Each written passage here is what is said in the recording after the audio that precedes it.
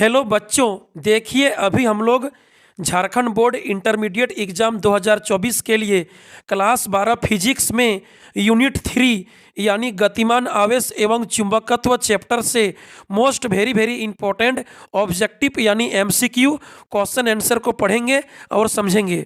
तो चलिए देर ना करते हुए वीडियो को शुरू करते हैं। देखिए सवाल नंबर 1 यानी क्वेश्चन नंबर 1 को पढ़िए। विद्युत धारा के चुंबकीय प्रभाव की खोज किसने की? इसका सही उत्तर होगा ऑप्शन सी, ऑस्ट्रेड ने। ठीक है, विद्युत धारा के चुंबकीय प्रभाव की खोज ऑस्ट्रेड ने किया था, ऑस्ट्रेड ने। एक का सही उत्तर सी होगा, सी। आगे देखिए सवाल नंबर 2, क्वेश्चन नंबर 2 को पढ़िए। एक तार जिसमें धारा प्रवाहित होती है उत्पन्न करता है केवल चुंबकीय क्षेत्र। सही उत्तर ऑप्शन बी होगा, बी। याद रखिएगा, किसी धारावाही तार के चारों ओर चुंबकीय क्षेत्र उत्पन्न होता है। 2 का सही उत्तर ऑप्शन बी होगा, बी। आगे देखिए सवाल नंबर 3, आदर्श ए मीटर का प्रतिरोध होता है 0 यानी ऑप्शन ए होगा, ए। आदर्श ए मीटर का प्रतिरोध होता है 0 यानी 0, ऑप्शन ए होगा। आगे देखिए सवाल नंबर 4, क्वेश्चन नंबर 4 को पढ़िए और समझिए। साइक्लोट्रॉन किस कण को उच्च ऊर्जा तक त्वरित करने के लिए उपयुक्त नहीं है? देखिए, साइक्लोट्रॉन केवल धनावेशित कणों को ही उच्च ऊर्जा तक त्वरित कर सकता है, ऋणावेशित कण को नहीं, नेगेटिव चार्ज वाला पार्टिकल को नहीं। ठीक है, तो यहाँ पर प्रोटॉन, ड्यूट्रॉन और अल्फा कण ये सभी पॉजिटिव चार्ज वाला कण है, धनावेशित कण है। लेकिन इलेक्ट्रॉन ऋणावेशित कण है, नेगेटिव चार्ज वाला पार्टिकल है। तो साइक्लोट्रॉन इलेक्ट्रॉन को त्वरित नहीं कर पाएगा। 4 का सही उत्तर बी होगा, बी। आगे देखिए सवाल नंबर 5, चुंबकीय द्विध्रुव आघूर्ण का एसआई मात्रक होता है एम्पियर मीटर स्क्वायर यानी ऑप्शन डी होगा, डी। एम्पियर मीटर स्क्वायर, जिसको जूल पर टेस्ला भी कहते हैं, जूल प्रति टेस्ला भी कहते हैं। ठीक है, 5 का सही उत्तर डी होगा, एम्पियर मीटर स्क्वायर यानी जूल पर टेस्ला। आगे देखिए सवाल नंबर 6, क्वेश्चन नंबर 6 को पढ़िए, समझिए। निम्नलिखित में से किसकी चुंबकशीलता अधिक होती है? लोह चुंबकीय पदार्थ की। याद रखिएगा, सबसे अधिक चुंबकशीलता होता है लोह चुंबकीय पदार्थ की। 6 का सही उत्तर सी होगा। आगे देखिए सवाल नंबर 7, यदि चल कुंडली गैल्वेनोमीटर में फेरों की संख्या बढ़ा दी जाए तो इसकी सुग्राह्यता बढ़ जाती है। याद रखिएगा, यदि चल कुंडली गैल्वेनोमीटर में फेरों की संख्या बढ़ा देंगे, ठीक है, तो इसका सुग्राह्यता बढ़ जाएगा। 7 का ए होगा, ए। आगे देखिए सवाल नंबर 8, अस्थायी चुंबक बनाया जाता है। अस्थायी चुंबक किससे बनाया जाता है? तो अस्थायी चुंबक बनाया जाता है इस्पात, निकेल और कोबाल्ट आदि से बनाए जाते हैं। इस्पात, निकेल और कोबाल्ट से। तो यहाँ पर सही उत्तर होगा ऑप्शन डी, इस्पात से यानी स्टील से। आगे देखिए सवाल नंबर 9 नंबर क्वेश्चन पढ़िए। एक इलेक्ट्रॉन वोल्ट बराबर होता है, एक इलेक्ट्रॉन वोल्ट बराबर होता है 1.6 इंटू 10⁻⁻19 जूल।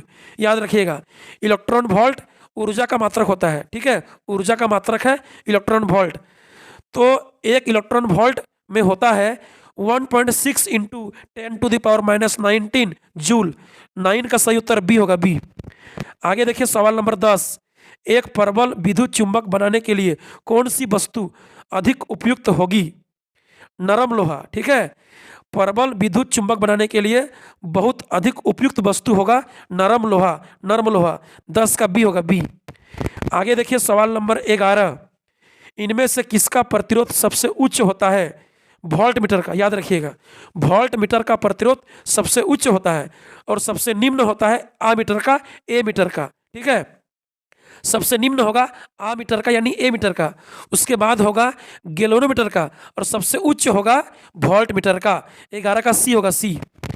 आगे देखिए सवाल नंबर 12, एक गतिमान स्वतंत्र आवेश उत्पन्न करता है, विद्युत क्षेत्र और चुंबक क्षेत्र दोनों करता है। ठीक है, गतिमान स्वतंत्र आवेश विद्युत क्षेत्र और चुंबक क्षेत्र दोनों उत्पन्न करता है।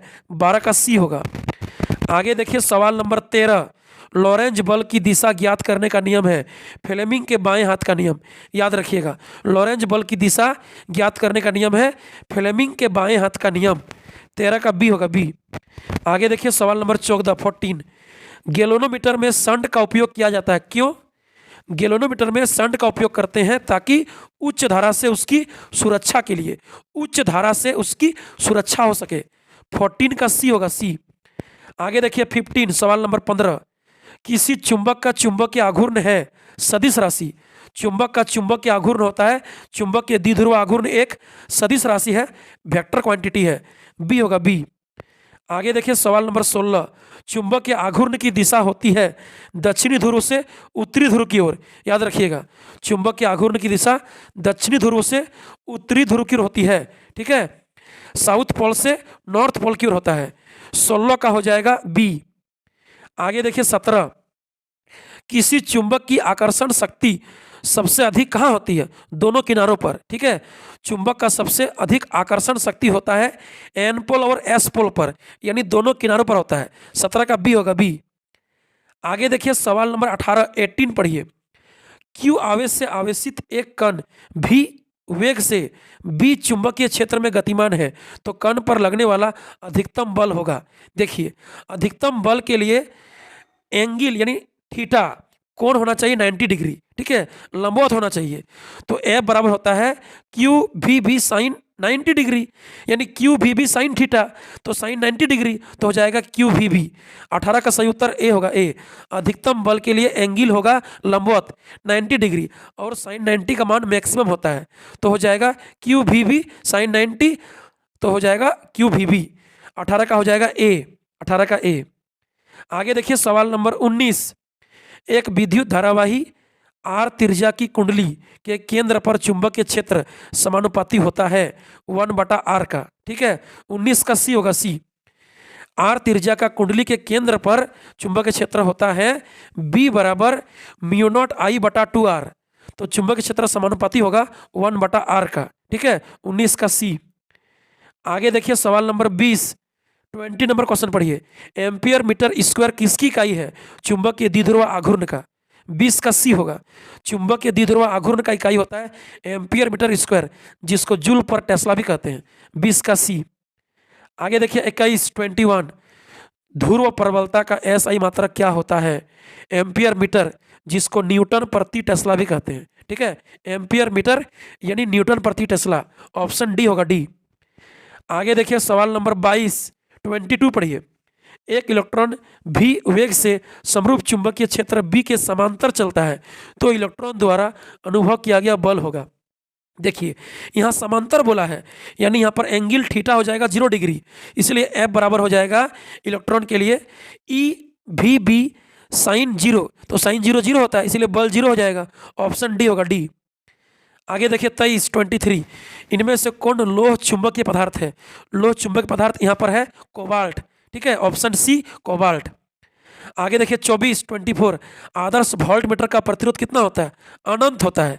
आदर्श वोल्ट मीटर का प्रतिरोध होता है अनंत। 24 का बी। आगे देखिए 25, चुंबकन की तीव्रता का एसआई मात्रक होता है एम्पियर पर मीटर। चुंबकन की तीव्रता का मात्रक एम्पियर प्रति मीटर होता है। 25 का ए। आगे देखिए 26, एक चुंबक के अंदर चुंबकीय बल रेखाओं की दिशा होती है दक्षिणी ध्रुव से उत्तरी ध्रुव की ओर। 26 का बी होगा, बी। चुंबक के अंदर चुंबकीय बल रेखाओं की दिशा दक्षिणी ध्रुव से उत्तरी ध्रुव की होती है, साउथ पोल से नॉर्थ पोल की ओर। लेकिन बोलेगा चुंबक के बाहर, चुंबक के बाहर बोलेगा तो हो जाएगा उत्तरी ध्रुव से दक्षिणी ध्रुव की ओर, तब ऑप्शन ए हो जाएगा। लेकिन यहाँ अंदर बोला है, इसीलिए दक्षिणी ध्रुव से उत्तरी ध्रुव की ओर चुंबक बल रेखाओं की दिशा होगा चुंबक के अंदर। 26 का बी। आगे देखिए 27, एक गॉस बराबर होता है 10⁻⁻4 टेस्ला। एक गॉस बराबर होता है 10⁻⁻4 टेस्ला, याद रखिएगा, ठीक है। एक टेस्ला में होता है 10⁻4 गॉस, तो एक गॉस में हो जाएगा 10⁻⁻4 टेस्ला। 27 का बी।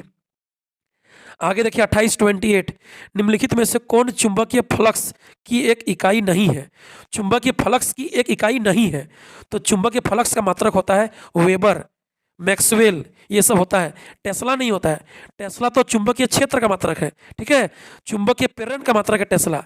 चुंबकीय फ्लक्स का मात्रक होगा वेबर, मैक्सवेल, तो टेस्ला चुंबकीय फ्लक्स का मात्रक नहीं है। 28 का बी। आगे देखिए 29, इनमें से कौन सा अनुचुंबकीय पदार्थ है? अनुचुंबकीय पदार्थ हो जाएगा एल्यूमिनियम, ठीक है। एल्यूमिनियम अनुचुंबकीय पदार्थ कहलाता है। 29 का ए होगा, ए। आगे देखिए 30, तांबा होता है। तांबा क्या है? प्रतिचुंबक पदार्थ है। तांबा जो होता है वो प्रतिचुंबक पदार्थ होता है, यानी वह प्रतिकर्षित होता है। 30 का होगा सी। आगे देखिए 31 गैल्वेनोमीटर को वोल्टमीटर बनाने में जरूरत है उच्च प्रतिरोध का। ठीक है, गैल्वेनोमीटर को वोल्टमीटर बनाने के लिए उच्च प्रतिरोध का जरूरत पड़ता है, क्योंकि वोल्टमीटर का प्रतिरोध उच्च होता है। 31 का हो जाएगा ए। आगे देखिए 32 एक 5 टेस्ला वाला चुंबकीय क्षेत्र बराबर होगा।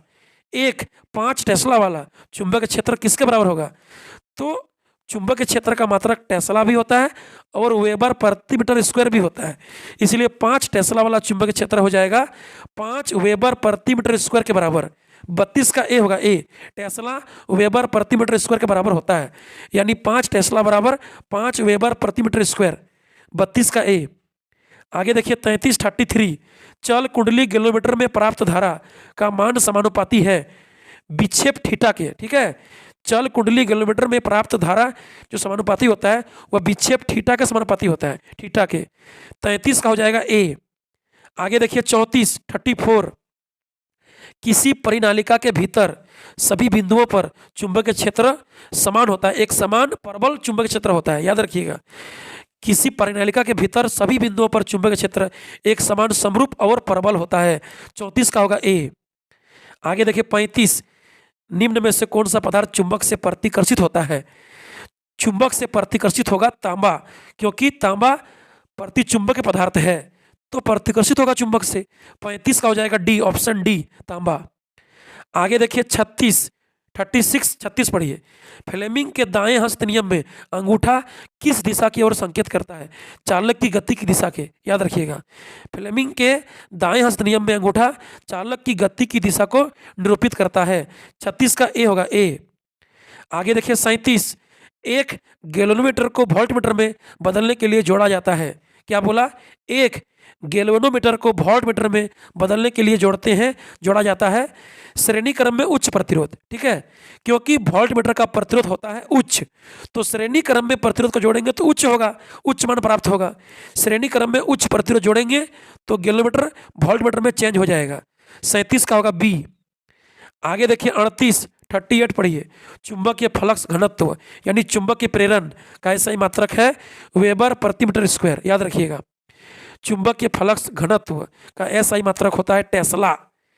चुंबकीय प्रेरण उसी को बोलते हैं, वेबर प्रति मीटर स्क्वायर मात्रक होता है। 38 का हो जाएगा सी। आगे देखिए 39 मुक्त रूप से निलंबित चुंबक किस दिशा की ओर संकेत करता है? मुक्त रूप से लटकता हुआ चुंबक, रस्सी में लटकता हुआ चुंबक किस दिशा की ओर संकेत करता है? तो आंसर होगा उत्तर से दक्षिण। ठीक है, हमेशा मुक्त रूप से लटका हुआ चुंबक उत्तर दक्षिण दिशा की ओर संकेत करेगा। 39 का हो जाएगा बी, 39 का बी। आगे देखिए 40 नंबर क्वेश्चन पढ़िए। अंतिम क्वेश्चन 40 चुंबक के दो ध्रुवों के बीच की दूरी को कहते हैं चुंबक की लंबाई। ठीक है, चुंबक के दो ध्रुवों की बीच की दूरी को कहा जाता है चुंबक की लंबाई। 40 का ऑप्शन ए होगा, ए। तो इस वीडियो को आप लोग सभी अपने सभी नए दोस्तों को शेयर कीजिएगा, अधिक से अधिक वीडियो को लाइक कीजिए, चैनल को सब्सक्राइब कीजिए। ठीक है, फिर मिलते हैं अगले वीडियो में, तब तक के लिए बाय बाय, थैंक यू।